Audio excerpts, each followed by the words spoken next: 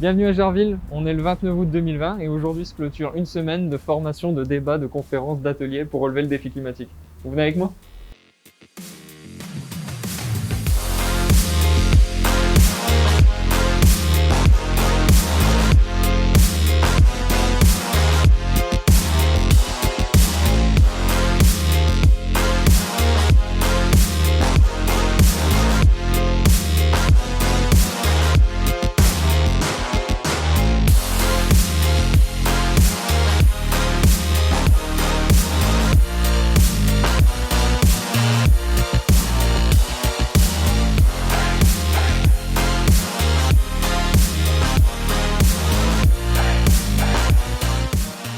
On comptabilise 580 inscriptions aux 35 événements du Camp Climat Nancy.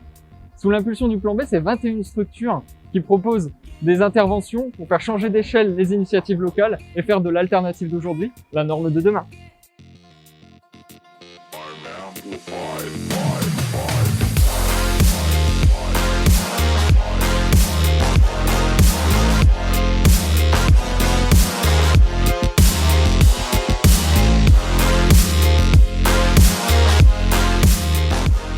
Ma formation préférée, c'était sur le cerveau.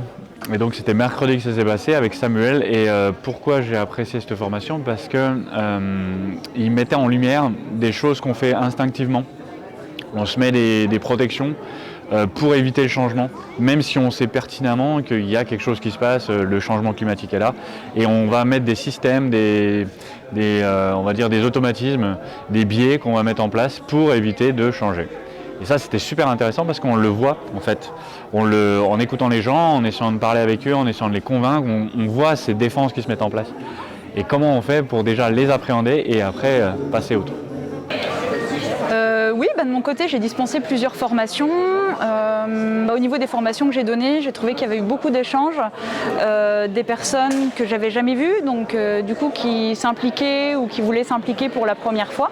Et je trouve ça extrêmement positif. Pour sauver la planète collectivement, pour moi, je trouve que c'est important d'avoir des équipes de militants qui soient formés et d'être assez nombreux tout simplement et nombreuses pour avoir une organisation, pour aller faire des demandes auprès des élus, pour aller sensibiliser les personnes dans la rue, parce que c'est quand même les citoyens, les personnes qui vont aller acheter, qui vont aller voter, donc celles qui décident, donc les sensibiliser largement, contribuer à changer le monde, mais après effectivement aller voir directement les responsables politiques, industriels, pour faire la pression. Dans ma vie, en général, j'ai vraiment envie de m'engager plus, de prendre le temps de m'engager plus parce que je pense que c'est ce qui est essentiel à l'heure actuelle plutôt que d'aller travailler encore plus. C'est justement de s'engager plus pour le climat, pour des associations qui justement militent dans ce sens-là aussi. Non, sinon 10 ans, ça sera en 2030 et en 2030, j'espère qu'on aura amorcé une transition effectivement écologique, sociale, solidaire, telle qu'on la demande depuis longtemps. Après, il y a beaucoup de travail encore à produire. On est à Nancy sur d'anciens schémas qui se répètent jusqu'à aujourd'hui, donc trop de place laissée à la voiture, trop d'inégalités, les espaces verts qui manquent à développer et aussi la question des déchets, ce qu'on produit.